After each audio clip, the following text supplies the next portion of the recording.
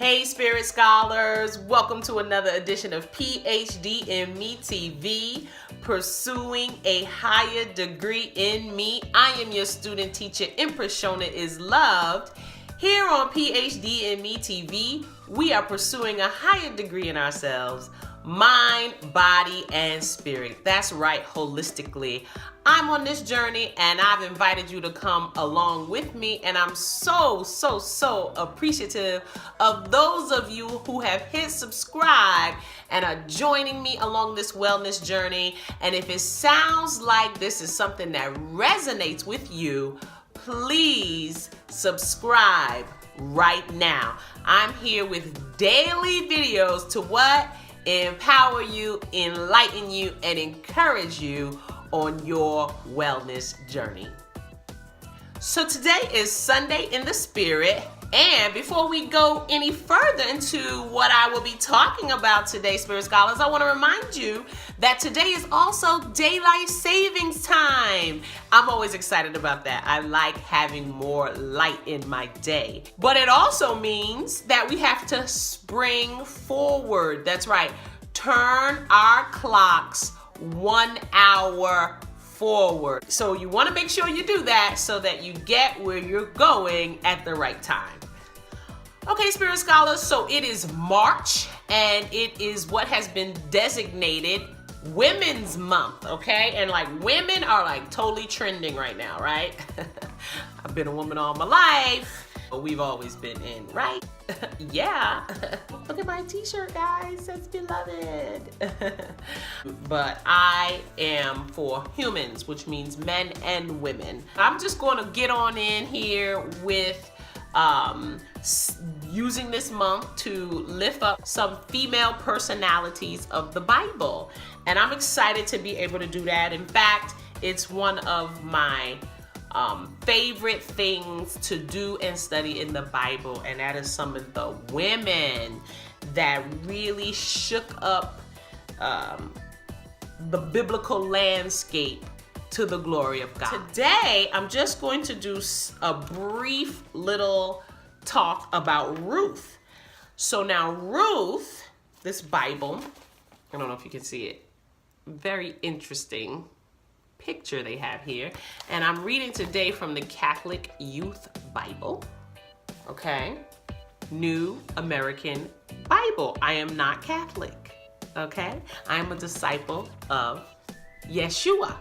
That is what I am, a disciple of Yeshua Christ, Jesus Christ, okay?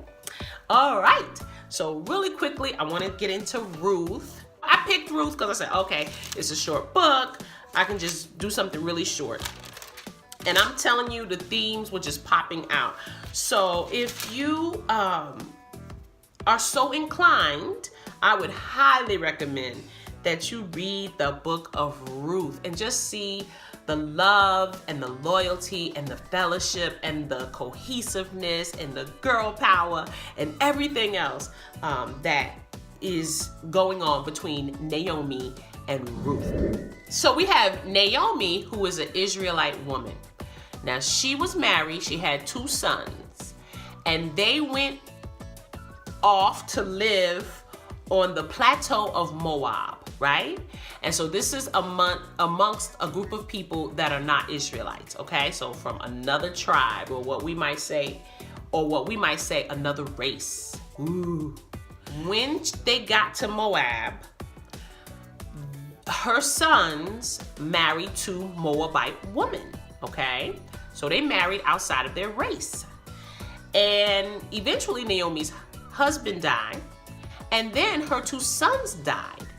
So now it's just Naomi and her 2 daughters-in-law, the 2 Moabite women. And at this point, Naomi's saying, all right, I'm gonna go back to Bethlehem, all right, amongst the Israelites, amongst her own people. She said, because I heard God is feeding folks over there. So she said, now you girls, y'all go on and stay in Moab and do your thing. And I hope y'all meet some new husbands and live a good life, because you guys were good to my sons. And the daughters-in-law start crying. How many of y'all would start crying to stay with your mother-in-law? I'll wait. Right?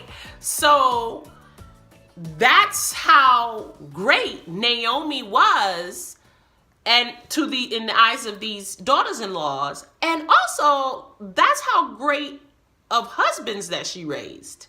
Wow. So even if you wouldn't be knocking down doors to stay with your mother-in-law, Naomi is a prize example of what type of mother-in-law you should want to be if you have children.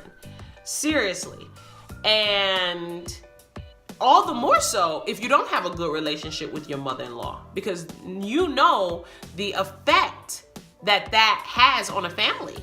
All right. So if you see yourself in that at all, be sure to study Naomi, because she has some insight for you as to how to be a wonderful and spectacular mother-in-law, and also how to raise good children that will be great spouses, particularly in this case, sons. So we find that she tells the daughter-in-laws, go back, I hope y'all get married again, you've been really good, but I ain't got nothing for you, and I need to get back to Bethlehem. Okay, they got food over there, and you know, we women, we ain't got no more men to take care of us. I'm going this way, y'all go that way.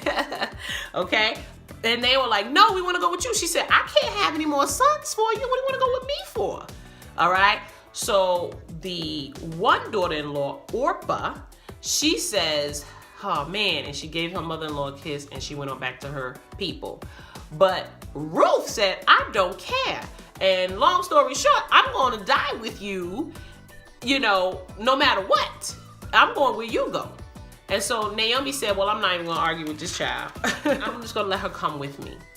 And they go on together, and the story ends very, very well, with lots and lots of money and lots of bread and lots of provision, and a relationship built in loyalty and in love like you would never believe. And it restores Naomi's faith in God and in the provision of the Lord. So because I want to make the video short, I want to encourage you to read the book of Ruth, the whole book. It's 4 chapters on your own. But I really like Ruth chapter 1 verse 16, which says, where you lead, I will follow. Where you direct me, I will live. Your people shall be my family.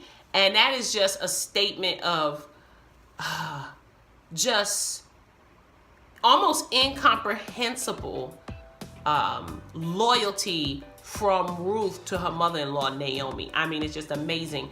And then she just goes on to marry, this very wealthy man named Boaz, and just take care of her mother-in-law for the rest of her life. And it is amazing. I mean, in this story, you see women working together, because in order to land Boaz, Naomi gives Ruth these hints and tricks and tips. I mean, she schools this young lady on how to get this rich, wealthy man. And Ruth believes in Naomi so much that she follows these tips, and she lands the man, right? And then they actually have a fantastic love affair, through which the grandmaster teacher of love becomes a descendant. And those of you who know that we are so grateful then, therefore, for the loyalty of Ruth. So that's so much of what we see, in this story. Love and loyalty, love and loyalty. Loyalty is an old-fashioned word, and I talked a little bit about this on some previous videos of mine in Sunday in the Spirit. But loyalty is an old-fashioned word.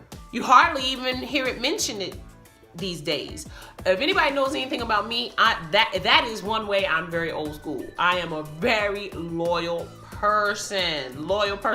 I mean, loyalty is very, very important to me. So basically, in her saying that she would go wherever her mother-in-law would go, Ruth was essentially saying, whatever you do, wherever you go, I'll stand by you. And that is just amazing. That is just so loyal. And so the question is, to what or whom are you loyal? When have you experienced disloyalty? especially in a friend. Have you proven your loyalty to others? Have you proven your loyalty to God? What about to yourself? And so with that, Spirit Scholars, I want to remind you to subscribe right now and know that you are loved, because indeed you are. And I also want to remind you that I'm coming to you with the joy that gives me strength. Abundant love, beloveds.